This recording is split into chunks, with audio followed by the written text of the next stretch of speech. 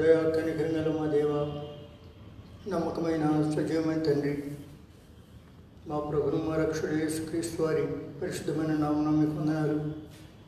మమ్మల్ని ప్రేమించుతూ తన రక్తం వల్ల మన పాపం నుండి మనం విడిపించిన వానికి మహిమయు ప్రభావములు యుగములు కలుగును గాక. ఆమేన్. ఆయన మన తండ్రి దేవునికి ఒక రాజ్యముగాను యాజకులుగా చేశానని ప్రకటన 1:6 వ్రాయబడిన మాటను బట్టి వందనాలు. నీ ప్రేమ అతీతమైనటువంటి ప్రేమ, మార్పు లేని ప్రేమ, మారని ప్రేమ, శాశ్వతమైన ప్రేమతో నిన్ను ప్రేమిస్తున్నాం. నీ వాగ్దానాన్ని బట్టి వందనాలు చెల్లిస్తున్నాం. లోకంలో దౌర్భాగ్యులుగా వేవిస్తూ నిత్య నరచడానికి నరకాన్ని వెళుతున్నటువంటి నన్ను మమ్మల్ని ఎంతగానో ప్రేమించి మా వరకై సెలవులు అప్పగించుకొని మీరు కార్చినటువంటి శ్రేష్టమైన పరిశుద్ధమైన రక్తం ద్వారా మాకు అనుగ్రహించడానికి రక్షణ విమోచనకై నీ స్తోత్రాలు. నీ ప్రజలు చేసుకున్నారు. తను ఎందరు అంగీకరించిన అనగా తన నామ విశ్వాసం ఉంచిన వారికి దేవుని పిల్లలకు అధికారం ఇచ్చాడని వ్రాయబడినట్లు ఒకప్పుడు లోకంలో స్వాధ్యానం బానిసలను మమ్మలను విడిపించి నీ ప్రజలుగా నీ స్వాచ్ఛంగా రాజులైన యాజ సమూహంగా పరిశుద్ధ జనముగా దేవుని సొత్తైనటువంటి ప్రజలుగా చేసుకున్నారని పేతురు చెప్పినట్లు నా తండ్రి ఇంతవరకు మీరు మమ్మల్ని కాచి కాపాడి సంరక్షించి మా యాత్ర జీవితంలో మరి ఒక నూతన దినాన్ని మాకు అనుగ్రహించేందుకై స్తోత్రాలు. ఎంతోమంది ఈ దినం చూడలేక లోకాన్ని విడిచిన వారు ఉంటుండగా ఆమెను ఇంకా జ్ఞాపకం చేసుకున్నారు. వందనాలు తండ్రి. ఉదయకాలం నీ ఆవరణలో ప్రవేశించి తండ్రి మీ పాద సాన్నిధ్యంలో గడిపేటువంటి శ్లాఘ్యత ధన్యత మాకు ఇచ్చినందుకై స్తోత్రాలు. అనేకులకి ధన్యత లేదు, లోకం లేదో తిని త్రాగి లోకాన్ని ముగించేస్తున్నారు. కానీ మాకు ఒక గురి నిరీక్షణ అనుగ్రహించి శుభప్రదమైన నిరీక్షణ తండ్రి అనుగ్రహించి ఇంతవరకు కాచి కాపాడేందుకై స్తోత్రాలు. ఈ ఉదయకాలం మీ సాన్నిధ్యంలో ప్రవేశించి మీ సన్నిధిలో ప్రార్థించుకోవడానికి ఇచ్చినండి ధన్యతను బట్టి వందనాలు. జీవముగల మా దేవ, ప్రేమగల మా తండ్రి, ఎన్నడూ మారని మార్పు చెందని దేవుడిగా ఉన్నందుకై స్తోత్రాలు. దినాన్ని కుటుంబ ప్రార్థనతో ప్రారంభించడానికి మాకు ఇచ్చిన ధన్యతను బట్టి వందనాలు. సజీవులు వచ్చి లేపి సజీవమైన దేవుని ఆరాధించడానికి సజీవులే కదా నిన్ను స్తుతిస్తారు. ఈ దినమున నేను సజీవుడనై నిన్ను స్తుతిస్తున్నానని హిజ్కియా మహారాజు మరణకరమైన రోగం వెళ్ళినప్పుడు ఎలా తనని బ్రతికించారో, సహాయపడ్డారో, ఆయుష్ పొడిగించారో నేను ఆధారం చేసుకుని తండ్రి మిమ్మల్ని స్తుతించినట్లుగా ఆరాధించినట్లుగా వ్రాయాల్సిన అనే మాటలను బట్టి వందనాలు చెల్లిస్తున్నాం. ఈ కుటుంబ ప్రార్థన ప్రస్తుత దినాలు ఈ నిత్యోపదేశకరణ పాఠాలు మా క్రైస్తవ జీవితానికి మా ప్రవాసకరంగా ఉన్నట్లు మీరు వ్రాయించిన మాటలను బట్టి వందనాలు. మోషే తన జీవితంలో చివరి ప్రసంగాలు ద్వితీయోపదేశకారణంతో మోషే నిష్క్రమణం జరుగుతుంది. ఆ తదంతా యెహోషువ వస్తాడు రంగంలోనికి. కాబట్టి ప్రభు మా జీవితంలో ఇశ్రాయేలు ప్రజలకి ప్రాముఖ్యమైన విషయాల్ని మోషే ద్వారా ఎలాగో అలాగే కుటుంబ ప్రార్థన ద్వారా కూడా మాకు కూడా మా తండ్రి నీ మాటలు వినడానికి ధన్యత ఇచ్చారు. వినుటకు చెవి గలవాడు వినుగాక అన్నారు. కాబట్టి వినేటువంటి చెవి, లోబడి హృదయం, గ్రహించే మనస్సు దయచేయమని ప్రార్థిస్తున్నాం. అలా లేకపోయినట్లయితే నీ వాక్యాలు విన్నాం. జీవితంలో సరైన స్పందన కనిపించనిటువంటి దినాలు ఇవి. ఆఖరి కాలం, చివరి దినాలు ఉన్నాం. ఈ దినాల్లో ఎంతో మరి ప్రస్తుత దినాలు చాలా భయకంపితులుగా కనిపిస్తున్నాయి. ఈ కరోనా జాడ్యం, వ్యాధి, తెగులు ద్వారా ఎంతోమంది ప్రజలు ఇప్పటికే ప్రాణం ఇచ్చాడు. తండ్రి మిగిలిన శేషజనం కొద్దిగా వారైనా ప్రభుని అంగీకరించి రక్షణానుభవం కలిగి మారు మనసు పొంది నిత్యదేవుడు సత్యదేవుడైన యేసుక్రీస్తుని ఎరగడానికి మీరే సహాయపడమని ప్రార్థిస్తున్నాం. మీరే వారి మనోన్నతలు వెలిగిస్తే తప్ప లేకపోతే ఏం చేయలేం ప్రభా. సౌలు జీవితాన్ని కూడా అంతే కదా. మీరు దమస్కు వెళ్ళే మార్గంలో సంధించినప్పుడు అలా మార్చబడి తర్వాత ప్రభు కొరకు తాను వ్యయం చేసుకున్నాడు. అలా ప్రజల్లో ఉన్నటువంటి ఈ క్రైస్తత్వాన్ని మీరు జ్ఞాపకం చేసుకోనండి, సహాయం చేయండి. ప్రత్యేకంగా క్రైస్తవ రాజ్యాలు దైనధాన్యాలతో తొలదూగుతూ సుఖ సౌఖ్యాలు జీవిస్తూ రాను రాను క్రైస్తత్వాన్ని కోల్పోయి లౌకికత్వానికి, బాహ్యమైన విషయాలకి ప్రాధాన్యత ఇచ్చేటువంటి దినాలుగా కనిపిస్తున్నాయి. ఇలాంటి దినాల్లో ప్రభు మీరే జ్ఞాపకం చేసుకోనండి. మానవునికి ఇచ్చేటండి ఈ అవకాశాన్ని సద్వినియోగపరచుకునేవారుగా మీరే సహాయం చేయండి.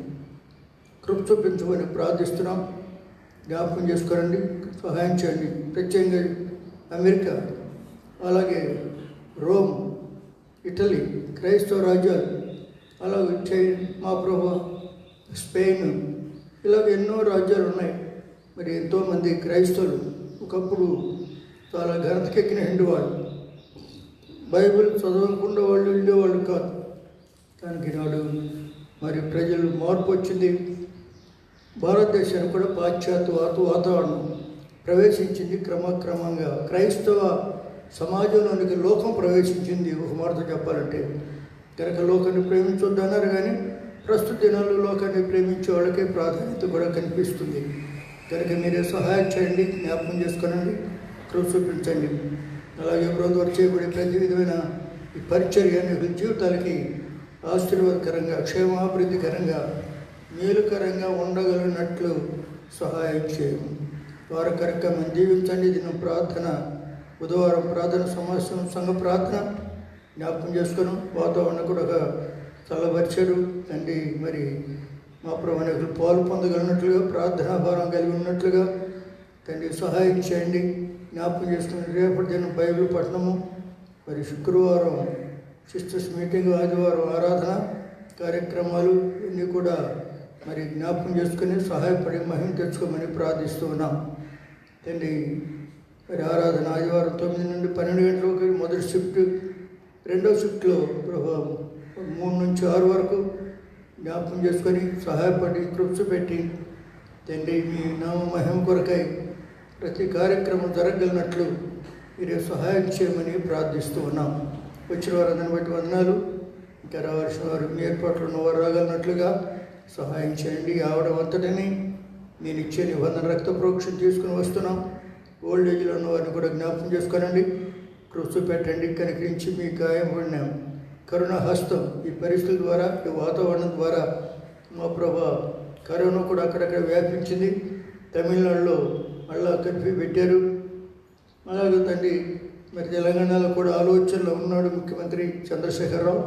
మరి ఆయన కూడా జ్ఞాపకం చేసుకోనండి, సహాయం చేయండి. ప్రజలు ఎంతో భయకంపితులుగా, కొంతమంది కరోనా వస్తుందేమో అని భయపడి చనిపోయిన వాళ్ళు, కొంతమంది రెండవ కేటగిరీ 2లోకి వెళ్ళేటప్పటికీ మా ప్రభు ఆర్థిక ఇబ్బందులతో సతమతవుతూ, కుటుంబ సమస్యలతో కొంతమంది అలా ప్రాణాలు విడిచిపెట్టారు. కనుక ఇవన్నీ కూడా ఎంతో క్లిష్ట పరిస్థితుల్లో కూడా వెళుతున్నాం. లోకం బహు త్వరగా గతించిపోయే దినాలుగా ఉన్నాయి. ఇలాంటి దినాల్లో ప్రభు మీరే జ్ఞాపకం చేసుకోనండి, సహాయం చేయండి, కృప పెట్టండి. ఈ వాతావరణం అంతటిని మీ కంట్రోల్ ఉంచుకోనండి, మిమ్మల్ని మీ స్వాధీనం ఉంచుకోనండి. అట్లు మిగిలిన కొద్ది శేష జీవితాన్ని మీ కొరకే తండ్రి అంకితం చేసుకున్నట్లుగా ప్రజల్లో ఒక నూతన చైతన్యతను కలిగించమని ప్రార్థిస్తూ ఉన్నాం. సహాయం చేయండి. మిమ్మల్ని దయాహస్తాలకు అప్పగిస్తూ మీ సహాయాన్ని కోరుకుంటూ మా స్వామి అంత దీవెనకరంగా, ఆశీర్వాదకరంగా, క్షేమాభివృద్ధికరంగా ఉండగలిగినట్లుగా సహాయం చేయండి. రాష్ట్రం కూడా జ్ఞాపకం చేసుకోండి. ఇంతవరకు కాపాడేందుకే వందనాలు. ఆరోగ్యకరంగా రెక్కల కింద మలాకి 4:2 ప్రకారం నీతి సూర్యుడు నిబ్బవదిస్తాడు, అతని రెక్కలు ఆరోగ్యం ఇస్తాడన్నారు. మీరు ఆరోగ్యం ఇస్తే మేము ఆరోగ్యంగా ఉండగలం. కనుక మీరు ఇంతవరకు మమ్మల్ని కాపాడి, సంరక్షించి, పోషిస్తూ నీ ఆవరణంలో, నీ ఇంటిలో ఉండేటువంటి ఈ ధన్యత, భాగ్యం మాకు ఇచ్చినందుకై వందనాలు చెల్లిస్తూ మా ప్రభును, మా రక్షకుడైన యేసుక్రీస్తు వారి పరిశుద్ధమైన నామమున స్తుతించి ప్రార్థించడి వేడుకొంచున్నాము తండ్రి. ఆమేన్.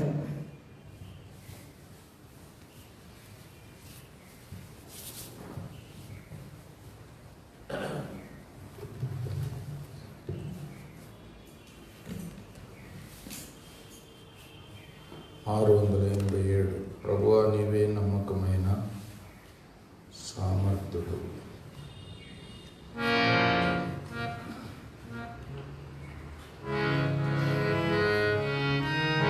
పాత పుస్తకం అయితే 588 1985, కొత్త పుస్తకం 687. ప్రభువా నీవే నమ్మకమైన సమర్థుడవు, ప్రభువా నీవే నమ్మకమైన సమర్థుడవు, ఎంతో గొప్ప అద్భుతమైన ప్రశాంతుడా దయాళుడా, ఎంతో గొప్ప అద్భుతమైన ప్రశాంతుడా దయాళుడా, ప్రభువా నీవే నమ్మకమైన సమర్థుడవు, ప్రభువా నీవే సమర్థుడవు, ఇహపరమందు నివసించువారు నీ నామము నమ్మకరీతుడు, ఇహపరమందు నివసించువారు నీ నామము మహిమపరచు దేవుని, మహిమపరచు దేవుని, అంగీకరించు ప్రతివాని జీవ నీవే క్రీస్తు, అంగీకరించు ప్రతివాని జీవ నీవే క్రీస్తు వరకు,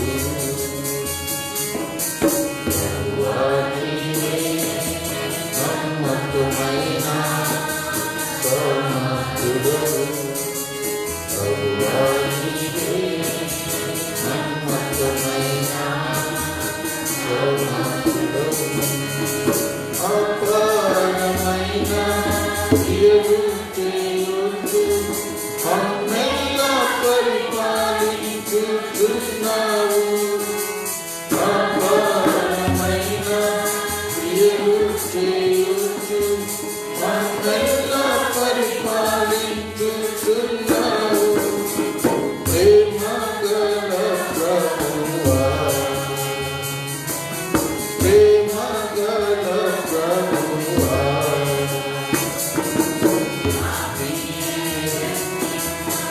ఇహమున్నతై గొప్ప రక్షణ నీకే,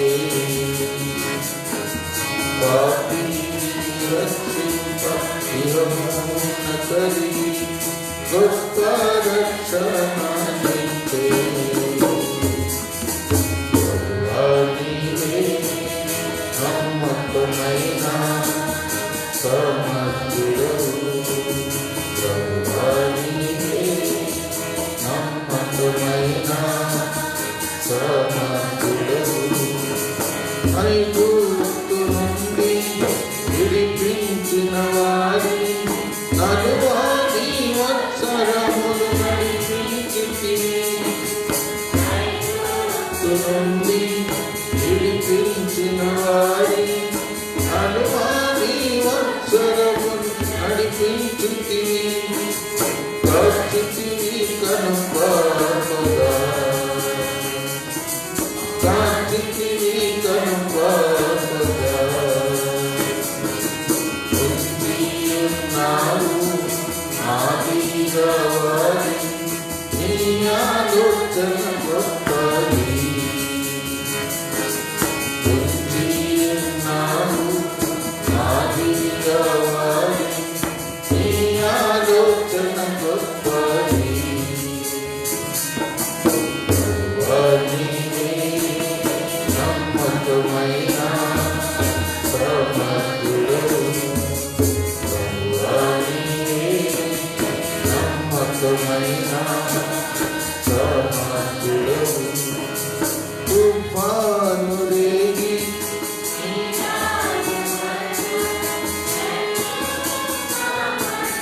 చెలరేగగా తుఫాను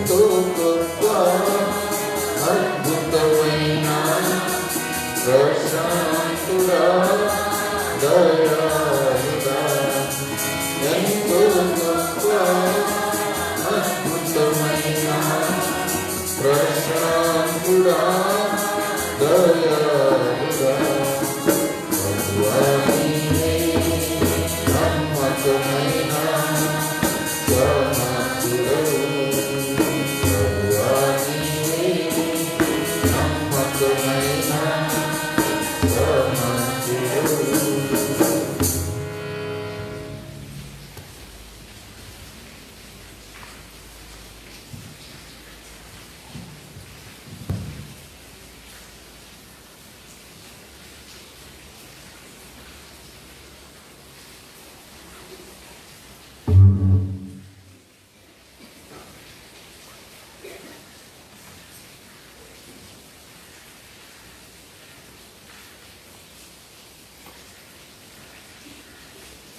ద్వితీయోపదేశకాండం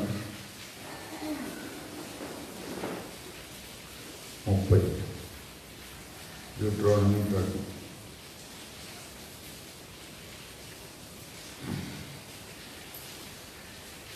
నేను నీకు వినిపించిన ఈ సంగతులన్నీ అనగా దీవెనయు శాపమును నీ మీదికి వచ్చిన తర్వాత నీ దేవుడైన యెహోవా నిన్ను వెళ్ళగొట్టించిన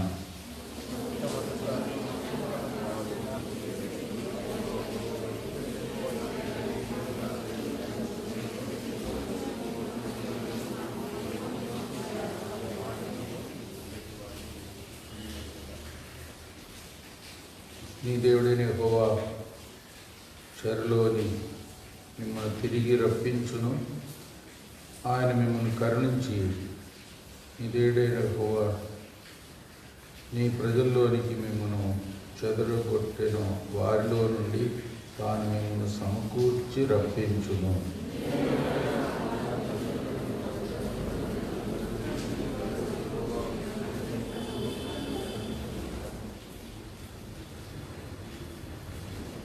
నీ పితరులకు స్వాధీనపరిచిన దేశమును నీ దేవుడైన యెహోవా నిన్ను చేర్చును. నువ్వు దాన్ని స్వాధీనపరచుకుందువు. ఆయన నీకు మేలు చేసి నీ పితరుల కంటే నిన్ను విస్తరింపచేయును.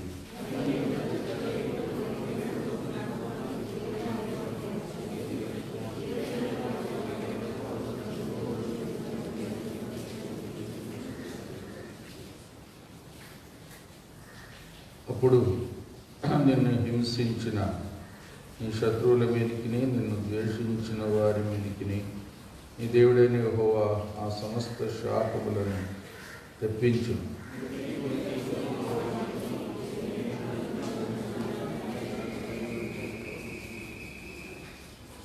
మరియు నీ దేవుడైన యెహోవా నీ చేతి పనులన్నిటి విషయములోను నీ గర్భఫల విషయంలోను నీ పశువుల విషయంలో నీ భూమి పంట విషయంలో నీకు మేలగునట్లు నిన్ను వర్ధిల్ల చేయును. ఈ ధర్మశాస్త్ర గ్రంథమందు రాయబడిన ఆయన ఆజ్ఞను కట్టడను నువ్వు గైకొని నీ దేవుడైన యెహోవా మాట విని నీ పూర్ణ హృదయంతో నీ పూర్ణ ఆత్మతో నీ దేవుడైన యెహోవా వైపు మల్లునప్పుడు యెహోవా నీ పితరులందు ఆనందించినట్లు నీకు మేలు చేయుటకు నీ అందును ఆనందించి నీ వైపు మల్లును.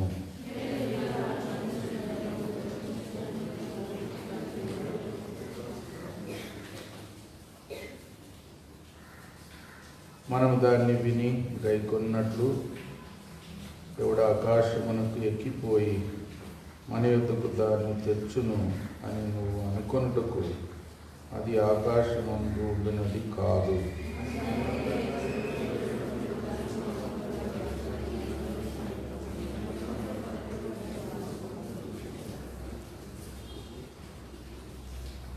నీవు దాన్ని అనుసరించుటకు ఆ మాట నీకు బహు సమీపముగా ఉన్నది, నీ హృదయమున నీ నోట ఉన్నది.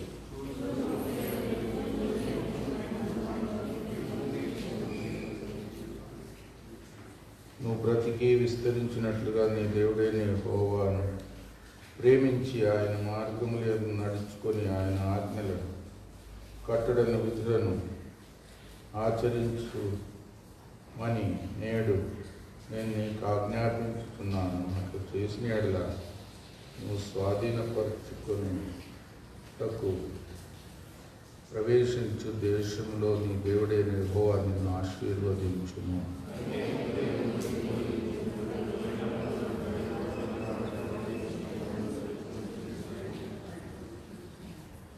మీరు నిశ్చయముగా నశించిపోదురని స్వాధీనపరచుకున్నట్టుకు యోర్దాను దాటబోచున్న దేశంలో మీరు అనేక దినములు ఉండరని నేడు నేను మీకు తెలియచెప్పుచున్నాను.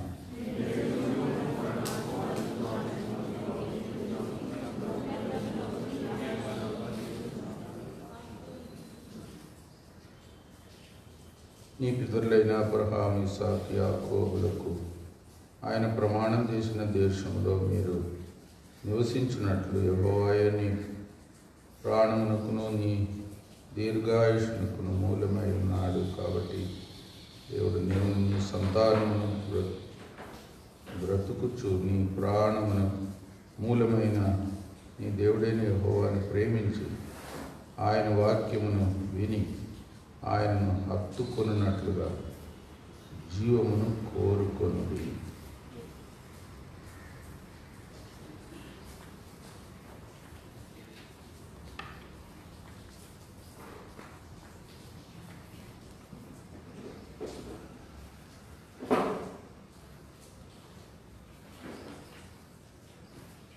ఇశ్రాయేల్ యొక్క చరిత్ర అంతా కూడా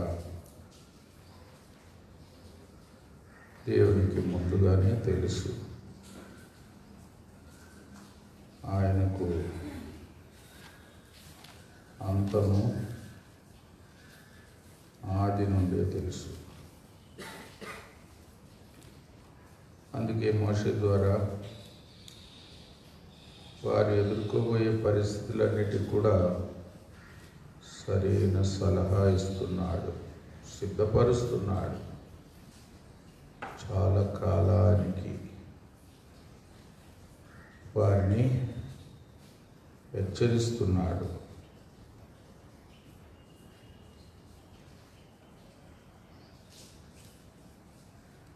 వారు అనేక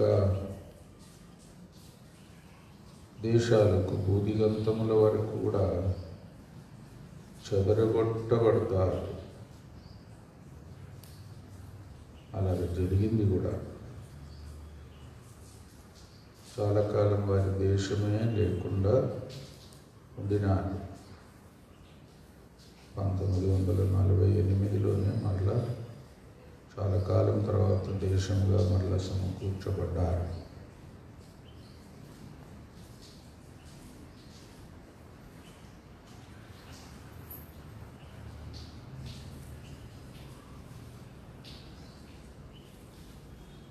అనేక దేశాలకు, మన దేశానికి కూడా కొంతమంది వచ్చారు కూడా. అసలు ఇప్పుడు అందరూ తిరిగి వెళ్ళిపోయారు. కానీ ఇశ్రాయేలును ఆ విధంగా దేవుడు చెదరగొట్టాడు. లోకమంతటి దేశాల్లో చెదరగొట్టాడు. ఒక విధంగా ఇశ్రాయేలుకు జరిగినట్లు ఏ దేశానికి జరగలేదు. ఒక విధంగా దేవుడు ఏర్పరచుకున్న తన సొంత బిడ్డలు లాంటి వారు గనక వారిని అలాగూ సంధించడం, సరిదిద్దడం కూడా చూడవచ్చు. దేవుని ప్రజలైనందుకు దేవుడు వారు నష్టపోతుంటే, తప్పు చేస్తుంటే సహించలేక ఎన్నో చెదరగొట్టే కార్యములు కూడా వారి మధ్యలో జరిగింది. దేవుని ప్రజలు లేదా లోకమంతా కూడా వ్యాపించి చెదిరిపోయి నిండించి ఫలించాలని దేవుడు మొదట్లోనే చెప్పాడు. కాబట్టి దేశాలకు ఇశ్రాయేలుని చెదరగొట్టడంలో కూడా ఒక విధంగా దేవుని ఉద్దేశం ఉంది. దేవుడు ఏం చేసినా దానికి ఒక నిత్యమైన, శ్రేష్టమైన, మేలుకరమైన ఉద్దేశం ఉంటుంది. ప్రస్తుతం కొంత బాధకరమైనదిగా ఉన్నప్పటికీ అది కూడా మనం మనసులో పెట్టుకోవాలి. ఆదికాండం 1:28 వచనం. దేవుడు వారిని ఆశీర్వదించెను. దేవుడు వారిని ఆశీర్వదించెను. ఎట్లనగా మీరు ఫలించి అభివృద్ధి పొంది విస్తరించి భూమిని నిండించాలి. దాన్ని లోపరుచుకొనుడి.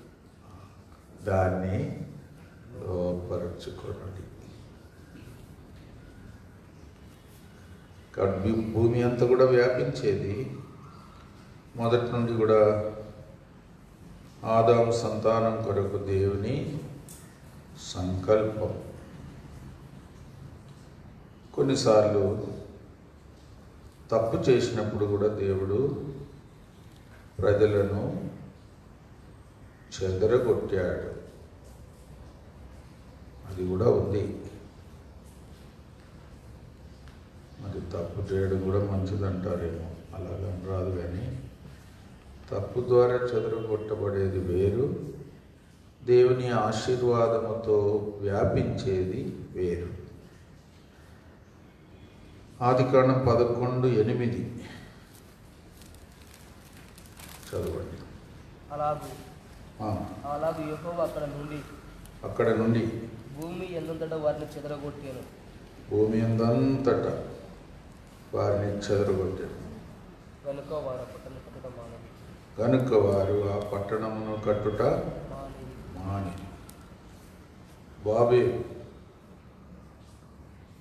దేవుడు లోకమంతా నిండించి వ్యాపించి ఫలించుడి అంటే మేము ఒక్క దగ్గరే ఉంటాం, మా పేరు నిలబెట్టుకుంటాం అని గోపురం కట్టడానికి,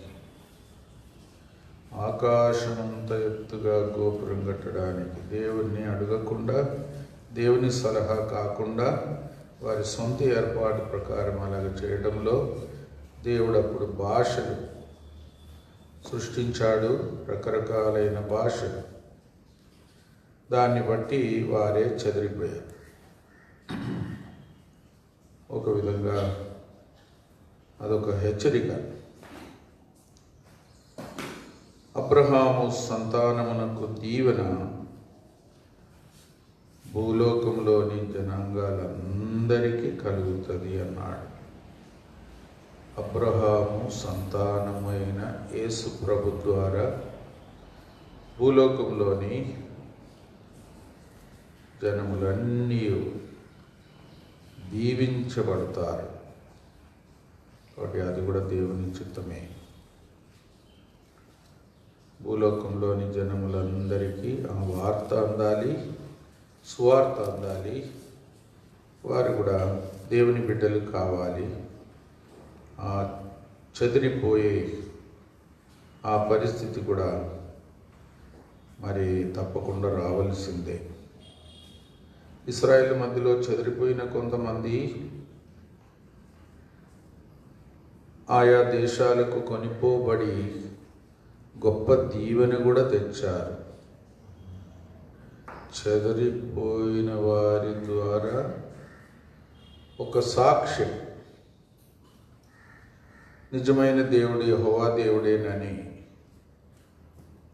ఇశ్రాయేలు దేవుడే నిజమైన దేవుడని ఒక సాక్ష్యం కూడా వ్యాపించింది. కాబట్టి అది కొంత మేలు అనేకులకు కలిగించడానికి కూడా ఇశ్రాయేలు చెదరగొట్టబడటం కొంతమంది నమ్మకమైన వారి ద్వారా అలా కూడా జరిగింది. ఎస్తేరు 8:17.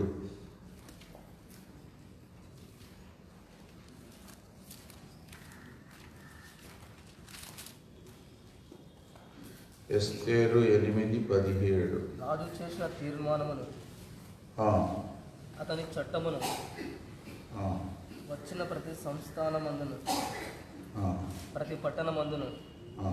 యూదులకు ఆనందమును సంతోషమును కలిగెను.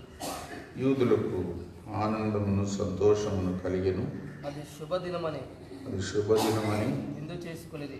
ఆ, మరియు దేశ జనులలో మరియు దేశ జనులలో యూదుల ఎడల యూదుల ఎడల భయము కలిగెను. భయం కలిగెను. కనుక అనేకులు అనేకులు యూదుల మతము అవలంబించిది. యూదుల మతం అవలంబించింది. యూదులతో చేరిపోయారు. యూదుల దేవుడు ఎంత గొప్ప దేవుడు అని వారికి కొంత అర్థమైంది. అలాగా ఎస్తేరు ద్వారా కూడా గొప్ప కార్యం దేవుడు చేశాడు. చెదిరిపోయిన బానిసగా కొనిపోబడిన ఎస్తేరు ద్వారా, ఇంకా దానియేలు, షడ్రక్, మిషక్, అబేద్నెగో ద్వారా ఎంత గొప్ప సాక్ష్యం నెబుకద్నెజరు కూడా ఇస్తాడు. దానియేలు, షడ్రక్, మిషక్, అబేద్నెగో దేవునికి విరోధంగా ఎవరైనా మాట్లాడితే వారికి శిక్ష, వారి ఇల్లు వెంట కుప్పబాటు చేయబడుతుంది. దానియేలు దేవుని వంటి రక్షించే దేవుడు ఇంకెవరు లేరు, కాపాడే దేవుడు ఇంకెవరు లేరు. బబులోను దేశమంతా రాజు ప్రకటన చేయవలసి వచ్చింది. కాబట్టి చెదిరిపోయి బానిసగా కొనిపోబడిన నమ్మకస్తులైన కొంతమంది ద్వారా అనేక దేశాలకు కూడా ప్రత్యక్షత, దేవుని ప్రత్యక్షత, దేవుని ప్రేమ, దేవుని కాపుదల, దేవుని నమ్మిన వారి ధన్యత అనేకులు ఎరగగలిగినారు. కాబట్టి చెదరగొట్టబడడం అనే అంశం ఇప్పుడు కూడా అపోస్తుల కార్యంలో కూడా శ్రమలు, వ్యతిరేక భావం ఎక్కువైనప్పుడు విశ్వాసులు చెదరగొట్టబడ్డారు. అది కూడా ఒక విధంగా సువార్త వ్యాపించడానికి కారణమైంది. విశ్వాసులు, శిష్యులు ఎట్లా హింసించబడి చెదరగొట్టబడ్డారో వారు వెళ్ళిన చోటల్లో కూడా సువార్త చెబుతూ వచ్చారు.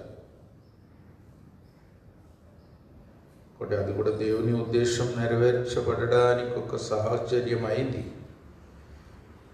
అలాగా చెదరగొట్టబడము ఇశ్రాయేలు కానీ శిష్యులు కానీ, ప్రభువే చెప్పినాడు, లోకమంతటికి వెళ్ళండి, అనేకులను శిష్యులుగా చేయండి, బాప్టిస్మం ఇవ్వండి, నేను చెప్పిన సంగతులన్నీ వారికి బోధించండి. మన దేశానికి కూడా ఏ శిష్యుడు వచ్చాడు? తోమా శిష్యుడు వచ్చాడు.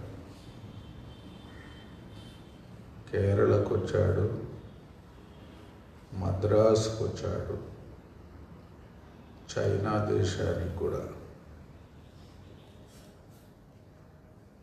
ఇప్పటికీ మద్రాసులో ఎక్కడో ఉంది సెయింట్ థామస్ మౌంట్, ఎవరు చూశారా? ఇక్కడే ఆయనను పొడిచి చంపారంట ప్రార్థన చేస్తుంటే. సరే, లోకమంతా చెదిరిపోవడం, శిష్యులు కూడా లోకమంతటికి సువార్త, దీవెన, రక్షణ వార్త అందించడానికి ఆధారమైంది. కాబట్టి ఇశ్రాయేలు చెదరగొట్టబడతారు అనేది దేవుడు ముందుగానే చెప్పాడు. చెదరగొట్టబడినా కూడా మీరు నా వైపు తిరిగిన ఎడలా మీరు మరలా సమకూర్చబడతారు. అది ప్రభు చెప్పిన మాట. 30వ అధ్యాయం ద్వితీయోపదేశకాండం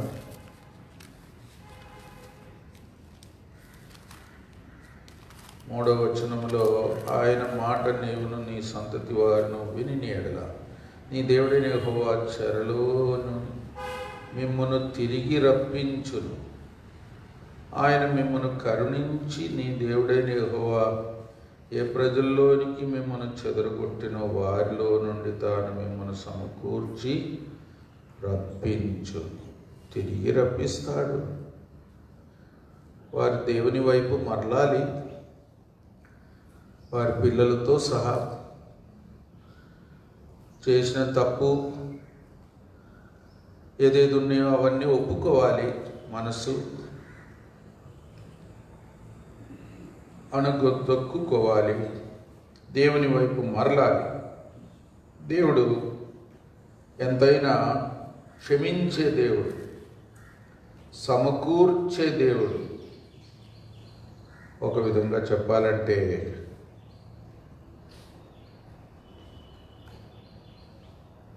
మరలా చేర్చుకునే దేవుడు.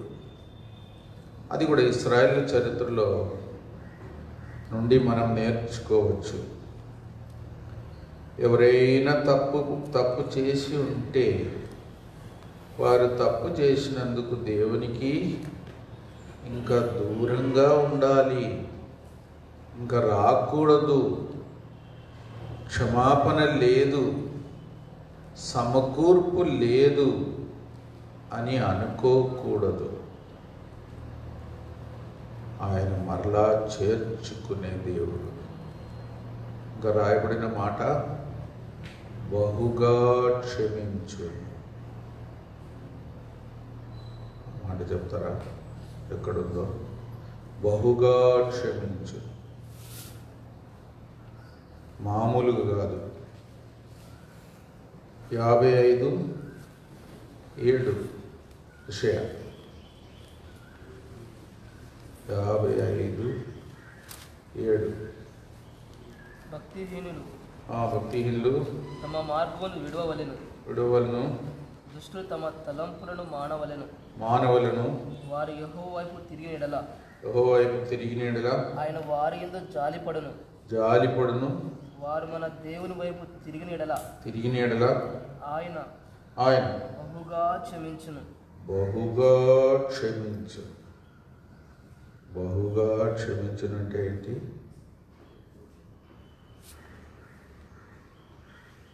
బహుగా క్షమించును అంటే బహుగా క్షమించు. తండ్రిలాగా క్షమిస్తాడు, లేకుంటే తల్లిలాగా క్షమిస్తాడు. ఇంకా మనసులో ఏం పెట్టుకోకుండా క్షమిస్తాడు, కోపం లేకుండా క్షమిస్తాడు, ఇంకా చేర్చుకుంటాడు, ఇంకా పోగొట్టుకున్నది తిరిగి ఇస్తాడు, ఇంకా గతమంతా మరిచిపోతాడు. అంత మంచి దేవుడు.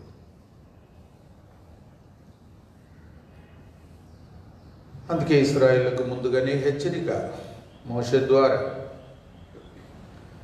ఇంకా అనేక సందర్భాల్లో అనేక విషయాల్లో దేవుని వాగ్దానము ఇలాంటి పరిస్థితి కొరకు ఉంది. మిడతలు తినివేసిన పంటను తిరిగి ఇస్తా, సంవత్సరముల పంటను తిరిగి ఇస్తా. అది కూడా గొప్ప వాగ్దానం.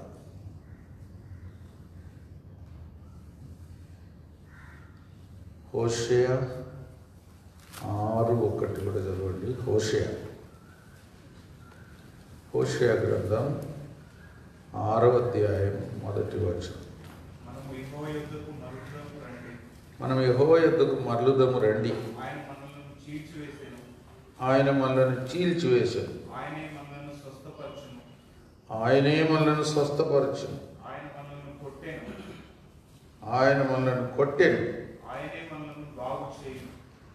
ఆయనే మనలను బాగు చేయు. హోషేయ 6:1.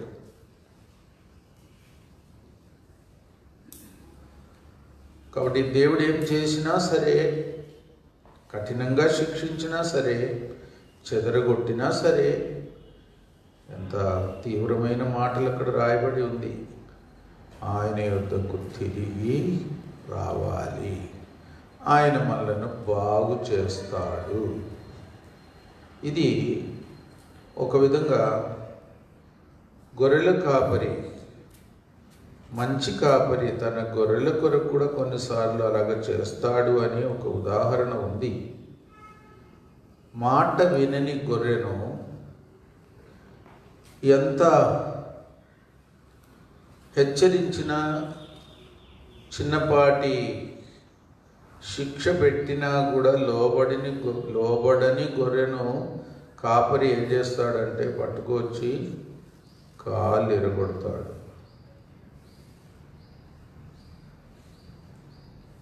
కాళ్ళు ఎరగొట్టిన తర్వాత మళ్ళీ పట్టి కడతాడు. కాపర్లకు అడవిలో ఏమేమి ఆకులు గాయాన్ని కూడా కడుతుందో, ఎముకల్ని కూడా కడుతుందో ఇవన్నీ తెలుసు. చిత్తూరు దగ్గర పుత్తూరు కట్ట అని ఉంది కదా, పుత్తూరు కట్ట అంటే ఏదో ఆకు పెట్టి కడతారు. ఇవన్నీ కాపర్లకు ఎక్కువ తెలుసు, ఎందుకంటే వాళ్ళు అడవిలో తిరుగుతూ ఉంటారు. గొర్రెలు కూడా ఒకవేళ మాట వినని గొర్రె అయితే దాన్ని కాలు ఎరగొట్టి మళ్ళీ బట్టి కట్టుకొని ఎత్తుకొని తిరుగుతాడు. కాలు ఎరగొట్టడం ఎందుకు, మళ్ళీ ఎత్తుకొని తిరగడం ఎందుకు, మళ్ళీ దానికి నీళ్ళు తాగిస్తాడు, మళ్ళీ ఆకులు కూడా తినిపిస్తాడు. ఎన్ని రోజులు అట్లా మోయవలసి వస్తుందో. ఒక విధంగా ఆ గొర్రె యొక్క కాలు మంచిగా అయ్యేసరికి దాని మనసు కూడా బాగైపోతుంది. ముందు దూరం పారిపోయే గొర్రె ఇప్పుడు కాపరి యొక్క ప్రేమను వ్యక్తిగతంగా అనుభవించింది కనుక ఆ కాపరి వెంటనే నడుస్తుంది. కాలు బాగా అయ్యేసరికి హృదయం కూడా బాగైపోతుంది. అంటే హృదయాన్ని బాగు చేయడానికే కాలును విరగొట్టాడు అని. అందుకే ఆయనే మనలను కొట్టెను, ఆయనే మనలను బాగు చేయి. ఆయన యుద్ధకు మరలుదాము రండి అనే మాట చాలా అర్థసహితమైన మాట. ఇశ్రాయేలులో ఒక తీవ్రమైన లోతైన మార్పు రావాలి.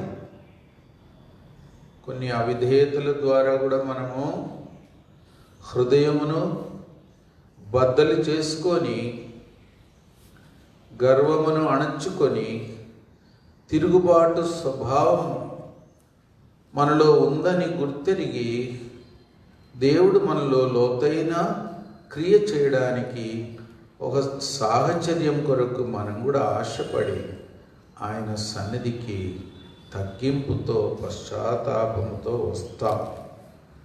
అది కూడా మంచిదే.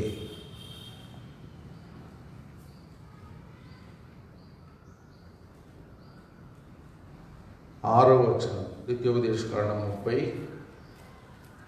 36 చదవండి. మరియు నువ్వు బ్రతుకుటకై నీ పూర్ణ హృదయంతోనూ పూర్ణాత్మతోనూ ప్రేమించినట్లు లోబడుటకు నీ హృదయమునకును నీ సంతతి వారి హృదయమునకును సున్నతి చేయును. ఇశ్రాయేలుకు సున్నతి అనేది తప్పదు. 8వ రోజే మగపిల్లలకు సున్నతి చేయాలి. సున్నతి చేయకుండా ఉంటే బ్రతకకూడదు, అంత ఖచ్చితం. ఇప్పుడు శరీరానికి సున్నతి సరిపోవటం లేదు, హృదయానికి సున్నతి కావాలి.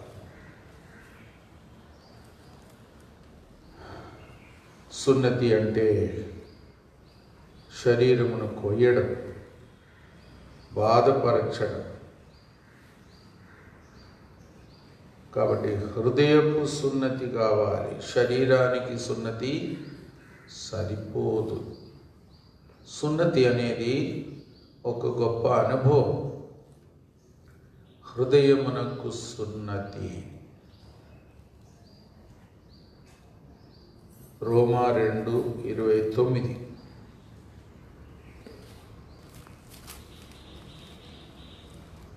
రోమా 2:29. అయితే అంతరంగమందు యూదుడైన వాడే యూదుడు, యూదుడైన వాడే యూదుడు, మరియు సున్నతి హృదయ సంబంధమైనదై ఆత్మయందు జరుగునదే గాని అక్షరం వలన కలుగునది కాదు. అట్టివానికి మెప్పు మనుషుల వలన కలగదు, దేవుని వలననే కలుగును. ఆత్మ సంబంధమైన, ఏదో బాహ్య సంబంధమైన సున్నతి కాకుండా హృదయములో సున్నతి జరగాలి. అసలైన ఇశ్రాయేలీయుడంటే హృదయములో సున్నతి పొందినవాడు. ఇదేంటబ్బా, బయట సున్నతి పొందితే చాలని ఎంతసేపు చెప్పి మళ్ళీ లోపల సున్నతి కావాలంటున్నాడు. హృదయానికి సున్నతి పొందాలంట, లేకపోతే అసలు ఇశ్రాయేలీయుడే కాడంట. అందుకే దేవుని కార్యం లోపట జరగాలి. బాహ్యంగా ఒకవేళ కొన్ని జరిగినా కూడా దాని అర్థం లోపట దానికి అనుగుణంగా జరగాల. అది దేవునికి చాలా ఇష్టమైన కార్యం. ఫిలిప్పి 3:3 అందరం కలిసి చదువుదాం. నిజమైన సున్నతి.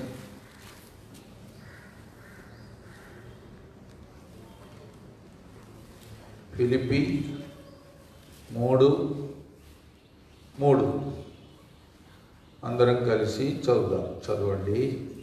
ఎందుకనగా శరీరము ఆస్పదం చేసుకొనక దేవుని యొక్క ఆత్మ వలన ఆరాధించుచు క్రీస్తు యేసునందు అతిశయపడుచున్న మనమే సున్నతి ఆచరించువారు. ఇప్పుడు సున్నతి అనేది చాలా గొప్ప అనుభవంగా చెప్పబడుతుంది కొత్త నిబంధనలో. పౌలపోస్తలుడు దానికి అర్థం చెప్తున్నాడు. సున్నతి అంటే ఏదో బాహ్య సంబంధమైన శరీరమును ఏదో కొయ్యడమో, బాధ పెట్టడమో, గుర్తు పెట్టడమో అంత మాత్రమే కాదు. ఇప్పుడు క్రీస్తు యేసు ద్వారా, ఆయన శిలువ కార్యం ద్వారా మన అంతరంగంలో, మన శరీరానికి ఏదో జరగాలి. మన ఆత్మలో ఒక మార్పు రావాలి. క్రీస్తు యేసుతో ఒక ప్రత్యేకమైన బంధుత్వం కూడా రావాలి. అంత గొప్ప అర్థం సున్నతికి ఉంది. శరీరమును ఆస్పదం చేసుకొనక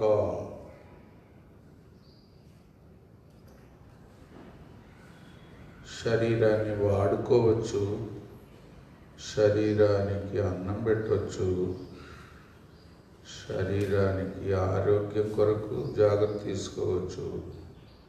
ఈ శరీరం లోపట బతికినంత కాలం కూడా ఒక గుడారం లాగా ఉండొచ్చు.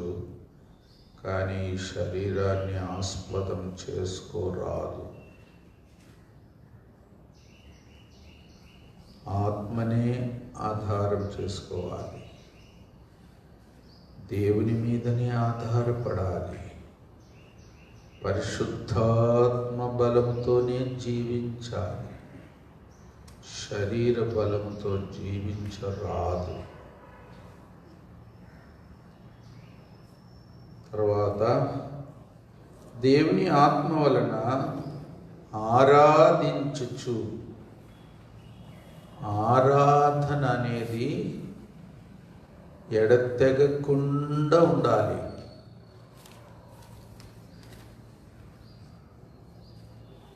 తండ్రి కోరుచున్నాడు ఎవరిని? ఆత్మతోనూ సత్యముతోనూ ఆరాధించు వారిని. తండ్రి వెతకుచున్నాడు. కాబట్టి ఎల్లప్పుడూ ఆరాధన, కష్ట నష్టాల్లో కూడా ఆరాధన. అది సున్నతి పొందిన వారి యొక్క అనుభవం. ప్రొద్దున లేస్తేనే ఆరాధన, కడుపు నుంచిన ఆరాధన, నిద్ర పట్టకపోయినా ఆరాధన, ఒక పూట భోజనం లేకపోయినా ఆరాధన, ఎవరైనా నిందించిన ఆరాధన, ఏదన్నా పోగొట్టుకున్న ఆరాధన. ఆరాధన అనేది ఎన్నడూ ఆగకూడదు సుమా.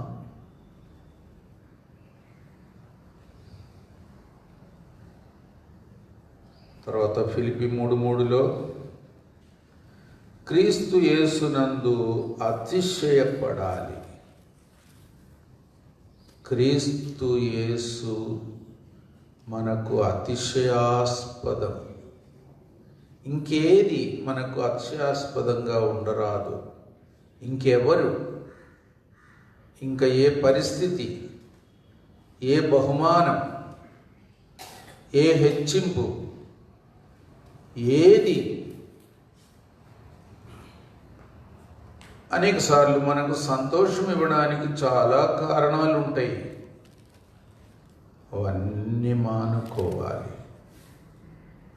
నీకు సంతోషము, అతిశయము కలిగించడానికి యేసు ప్రభు మాత్రమే ఆధారం కావాలి. వేరే వాటి యందు అతిశయించడం పొరపాటు. అది మనకు బలహీనత, అది మనకు అభ్యంతరం, అది మనకు ఆటంకం. అతిశయించువాడు ప్రభువుని బట్టే అతిశయించాలి. ఇంకా దేన్ని బట్టి అతిశయించకూడదు. తప్పుడు అతిశయాలన్నీ మానుకోవాలి. ఆధారం లేని అతిశయాలు, తుచ్చమైన విషయాలపైన అతిశయించడం, ఏదో కావాలని ఆశించడం, ఏదో దొరికితే సంతోషించడం, ఇదంతా పోవాలి. క్రీస్తు యేసు నాకు దొరికాడు, ఆయనే నాకు అతిశయం, సంతోషం. నిజమైన సున్నతి పొందిన జీవితం జీవించడానికి ఇశ్రాయేలీయులు సిద్ధపరచబడాలని దేవుడు వారిని అనేక అనుభవాల నుండి తీసుకొని వెళుతున్నాడు. అది వారికి క్షేమకరం.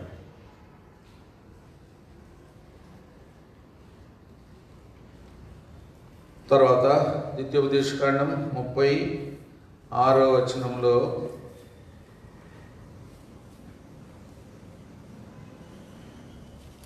నీ దేవుడైన యెహోవాను ప్రేమించునట్లు నీ దేవుడైన యెహోవా తనకు లోబడుటకు నీ హృదయమునకును నీ సంతతి వారి హృదయమునకు సున్నతి చేయును. దేవుని ప్రేమించేటట్టు, ప్రభువును ప్రేమించడం ముఖ్యమైన విషయం. ప్రభు దగ్గరికి వచ్చి అన్నిటికంటే ప్రాముఖ్యమైన ఆజ్ఞ ఏది అంటే కూడా ప్రభు ఏమన్నాడు? నీ దేవుడైన యెహోవాను పూర్ణ హృదయంతోనూ పూర్ణ మనసుతోనూ ప్రేమించడమే. తర్వాత నీ పొరుగువాన్ని నిన్ను వలె ప్రేమించడం. ఇదే ఆజ్ఞలన్నిటి సారాంశం. ఎంతైనా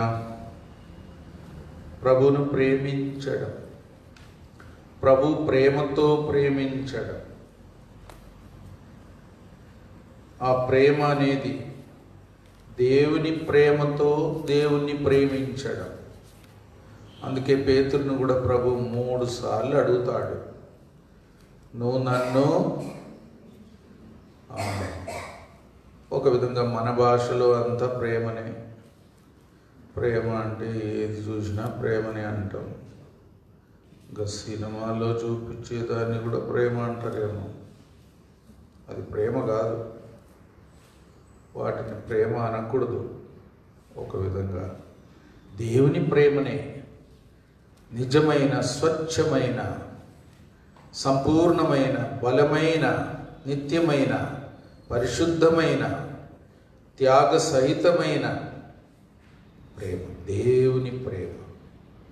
ఆ దేవుని ప్రేమకు వేరే మాట కూడా ఉంది గ్రీకు భాషలో, అగప్పే.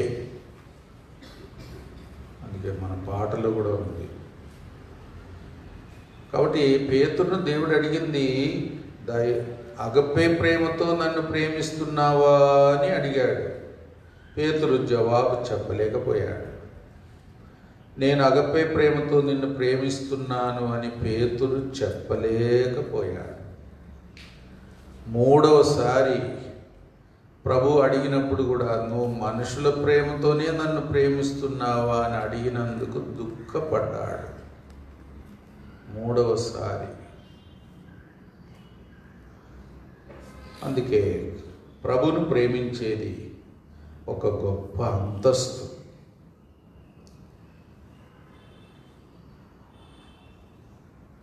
ప్రేమ పరిపూర్ణతకు, చెప్పండి, పరిపూర్ణతకు. ఆ మాట చదవండి, కొలొస్సీ 3:14. వీటన్నిటిపైన పరిపూర్ణతకు అనుబంధమైన ప్రేమను ధరించుకొనుడి. పరిపూర్ణతకు అనుబంధమైనది ప్రేమ. ప్రేమ, దేవుని ప్రేమ కలిగి జీవించేవారే ఒకరోజు పరిపూర్ణులవుతారు. దేవుని ప్రేమ లేని వారు ఎప్పుడు అపరిపూర్ణులుగానే ఉంటారు. చివరికి కూడా అట్లే మిగిలిపోతారేమో. ఆ ప్రేమనే పరిపూర్ణతకు అనుబంధం.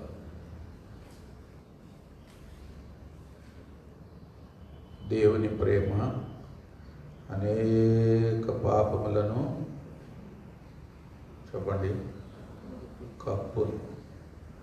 మనుషుల ప్రేమ అనేక పాపములను విప్పును.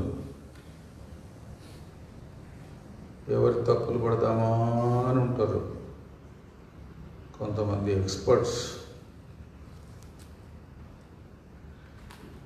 ప్రేమ అనేక పాపములను కప్పును. ఆ ప్రేమతో కూడిన జీవితం ఇశ్రాయేలీయులు జీవించాలని దేవుడు వారి హృదయమును కూడా సున్నతి చేయించాలని. శ్రేష్టమైనది, చెప్పండి, ఏది? ప్రేమ. శ్రేష్టమైనది, గ్రేటెస్ట్. ఇంగ్లీష్లో బాగుంది, ద గ్రేటెస్ట్ ఈజ్ లవ్.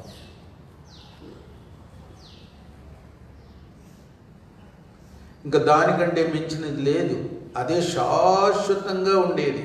తక్కిందంట కొంతకాలం అయిన తర్వాత ఇంకా ముగిసిపోతుంది. మన సేవ ఈ లోకంలో ఉన్నంత వరకే. మన తలాంతులు, ప్రసంగాలు, ఇంకా ప్రార్థనలు ఈ లోకం మట్టికే. పరలోకానికి పోయిన తర్వాత మళ్ళీ అక్కడ ప్రసంగాలు ఉండవు. ప్రేమ శాశ్వతంగా ఉంటుంది. అన్నిటికంటే శ్రేష్టమైనది. అందుకే ఎంత జాగ్రత్తగా ఉండాలి. తర్వాత ద్వితీయోపదేశకాండం 30:11 చదవండి. నేడు నేను నీకు ఆజ్ఞాపించు ఆ, ఆ, ఆ, ఆ, మనము దానిని విని గైకొన్నట్లు ఆ, ఎవడు ఆకాశమునకు ఎక్కిపోయి మన ఎదుకు దాన్ని తెచ్చును అని నీవు అనుకున్నటకు అది ఆకాశమందు ఉండునది కాదు. ఆకాశమందుండునది కాదు. మనము దానిని విని 13వ వచనం. ద్వితీయోపదేశకాండం 30:13 చదవండి. మనము దాన్ని విని గైకొన్నట్లు ఆ, ఎవడు సముద్రమును దాటి మన ఎదుకు దాన్ని తెచ్చును ఆ, అని నీవు అనుకున్న నేల అనుకున్న నేల అది సముద్రపు అంతరి మించున్నది కాదు. కాదు. నీవు దాన్ని అనుసరించుటకు ఆ మాట నీకు బహు సమీపముగా ఉన్నది. ఆ, నీ హృదయమున నీ నోట ఉన్నది. ఆ, నీ హృదయమున నీ నోట ఉన్నది. అంటే విశ్వాసం కలిగించే వార్త, నీతిమంతులయ్యే ఆ మార్గమును కూర్చిన మాట మనకు సమీపముగా ఉన్నది. ఇది రోమా పత్రికలో కూడా ఉంది. ఆకాశమునకెక్కి ఎవరు దాన్ని మా దగ్గరికి తెస్తారు అని అనుకోక్కర్లేదు. పాతాళమునకు పోయి ఆ మాట మా దగ్గరికి ఎవరు తెస్తారు అని అనుకోక్కర్లేదు. ఇంకో విధంగా పరలోకానికి పోయి యేసు ప్రభువుని ఎవరు పిలుచుకొస్తారు?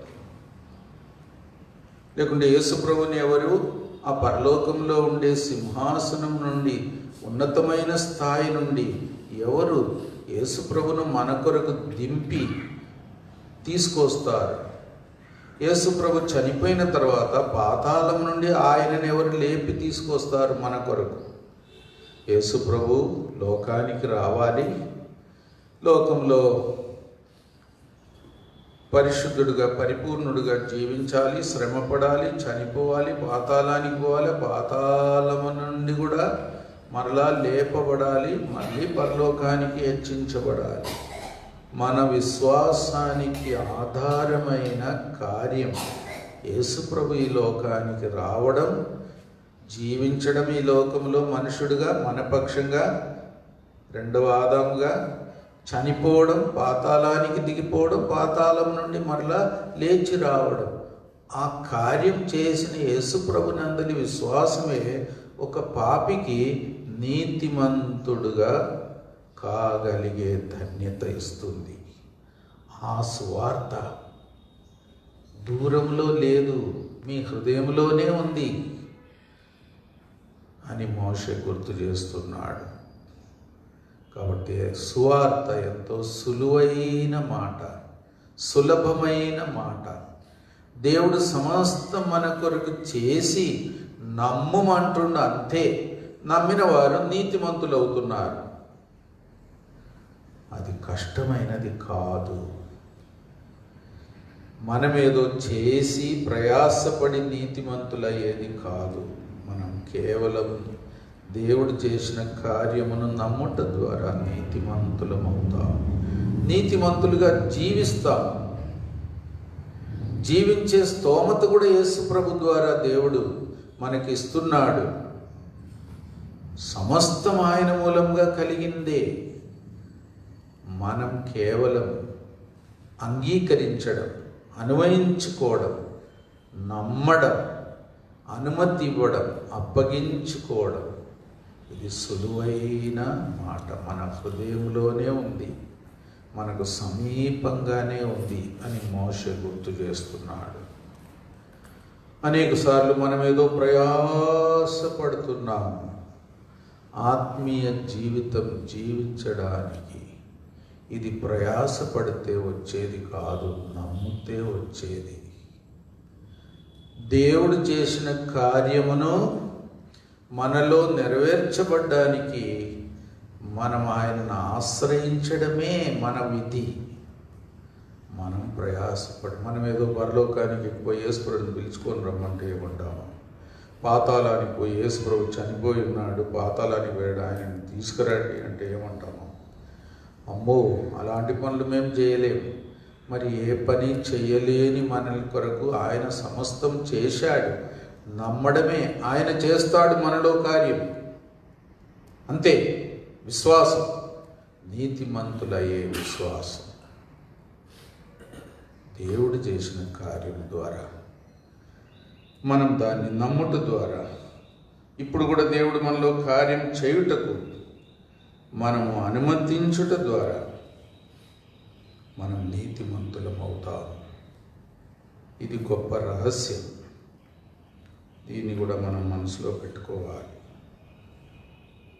తర్వాత 19వ వచనం ద్వితీయోపదేశకాండం,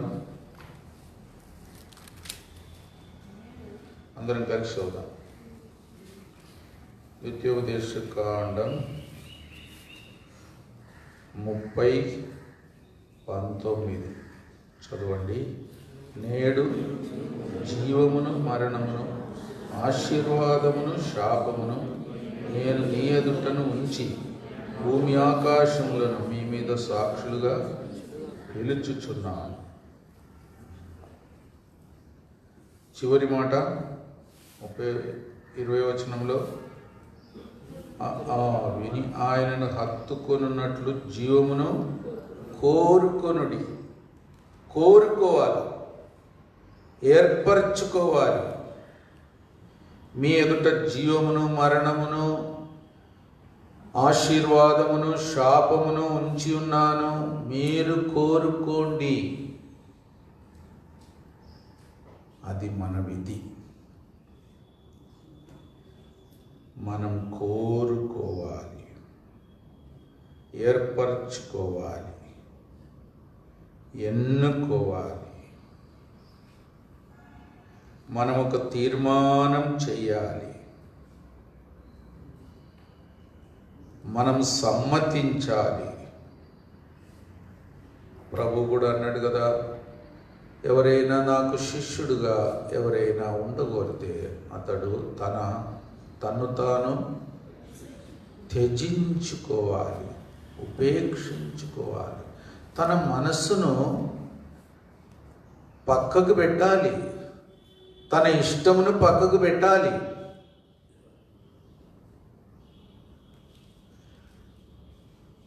ప్రభు ఇష్టమును చెయ్యాలి, సిలువను ఎత్తుకోవాలి. కాబట్టి మనం ఏర్పరచుకునేది ఉంటుంది. మన తీర్మానం, మన మనసు, మన చిత్తం. దేవుడు రెండు మన ఎదుట పెట్టాడు. ఏదో మంచిదాన్ని మనం కోరుకోవాలి. యెహోషువ ఏం కోరుకున్నాడు? నేనును నా ఇంటి వారును అన్నం తింటాం. అంతేనా? నేనును నా ఇంటి వారును ఇల్లు కట్టుకుంటాం కాదు. నేనును నా ఇంటి వారును యెహోవానే సేవించదం. అన్య దేవతలను సేవించం ఎన్నడే గాని.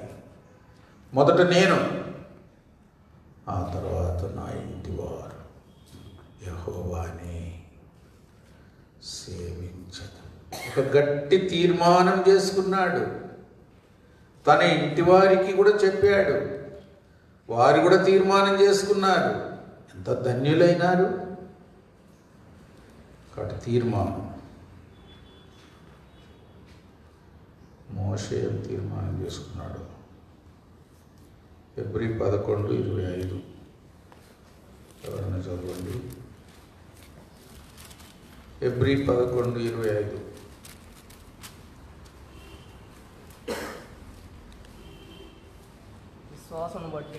విశ్వాసమును బట్టి ఐగుప్తు ధనము కంటే క్రీస్తు విషయమైన నింద ఆ, గొప్ప భాగ్యమని ఎంచుకొని అల్పకాలము పాపభోగము ఆ, అనుభవించుట కంటే ఆ, దేవుని ప్రజలతో శ్రమ అనుభవించటం మేలని యోచించి అదే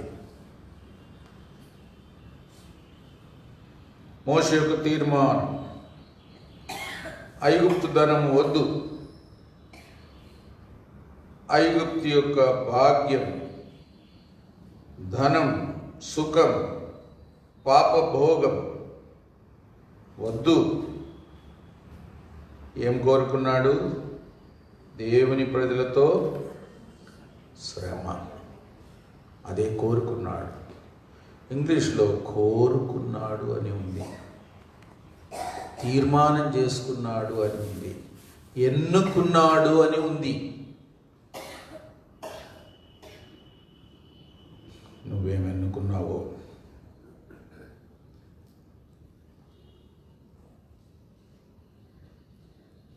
మరియా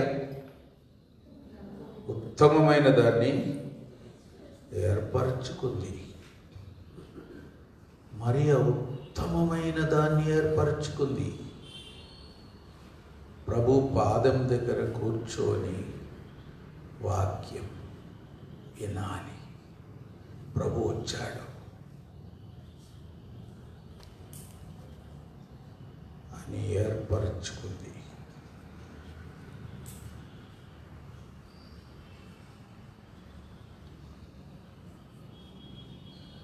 పౌలు ఒకచోట నేను రెండింటి మధ్యన ఇరుక్కునబడి ఉన్నాను అని కూడా అంటాడు. ఆయన దగ్గర రెండు తీర్మానాలు ఉన్నాయి. ఏది ఏర్పరచుకోవాలా అని తీర్మానం చేయలేకపోతున్నాను అన్నాడు. ఒకటేమో వెడలిపోయి క్రీస్తుతో ఉండుట మరి మేలు. బా, ఇప్పుడే వెళ్ళిపోతాను, అదొక ఆశ. రెండవది, ఇక్కడే ఉండి దేవుని ప్రజలకు అవసరమైన సేవ చేయాలి. మీ కొరకు నేను ఇక్కడ ఉండాలి, నా కొరకు నేను వెళ్ళిపోయి క్రీస్తుతో ఉండాలి. ఈ రెండుటి మధ్యన ఇరుక్కునబడి ఉన్నాను అంటాడు. ఒక విధంగా దేవుని ప్రజలను అంతగా ప్రేమించాడు, తన పరిచర్య కూడా ముగించాలని కూడా తాను పట్టుదలతో ఉన్నాడు. అదే సమయంలో ప్రభు సన్నిధికి వెళ్ళి ప్రభు సన్నిధిలో ఉండేది ఇంకా శ్రేష్టమైనది కూడా, దాని కొరకు కూడా ఆశపడ్డాడు. ఒక విధంగా రెండు మంచిదే.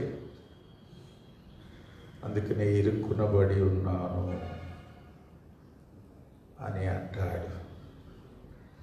కాబట్టి మనం ఎన్నుకునేది ఎంత జాగ్రత్తగా మన ఆత్మీయ జీవితానికి సరైన విధంగా జీవించడం. మన తీర్మానం చాలా ముఖ్యం. మనం ఏర్పరచుకునేది చాలా ముఖ్యం. దాన్ని బట్టి దేవుడు మనలో కార్యం చేస్తాడు, మన ద్వారా కూడా కార్యం చేస్తాడు. ఇశ్రాయేలును మోషే ఎన్ని రీతులుగా సిద్ధపరుస్తున్నాడు. మీరు ఏర్పరచుకోండి, ఎన్నుకోండి, దేవుని కొరకు సాక్షార్థంగా ఆయన సేవ చేస్తూ, ఆయన కొరకు జీవిస్తూ, ఆయన సిద్ధపరిచిన జీవం ఆశీర్వాదం పొందుతారా లేదా మరణం శాపం పొందుతారా? ఈ రెండుటి మధ్యలో మీ తీర్మానం ఖచ్చితంగా చేసుకోండి. జీవమే కోరుకోండి, ఆశీర్వాదమే కోరుకోండి, మరణం కోరకండి, శాపం కోరకండి అని ఖచ్చితంగా తీర్మానం చేయాలని మోషే వారిని ఒత్తిడి చేస్తున్నాడు. మన తీర్మానం కూడా అనేక సందర్భాల్లో ఆత్మీయంగా కూడా సరిగా స్థిరంగా ఉండేటట్టు మనం కూడా ఒక తీర్మానంతో సేవ చేయాలి.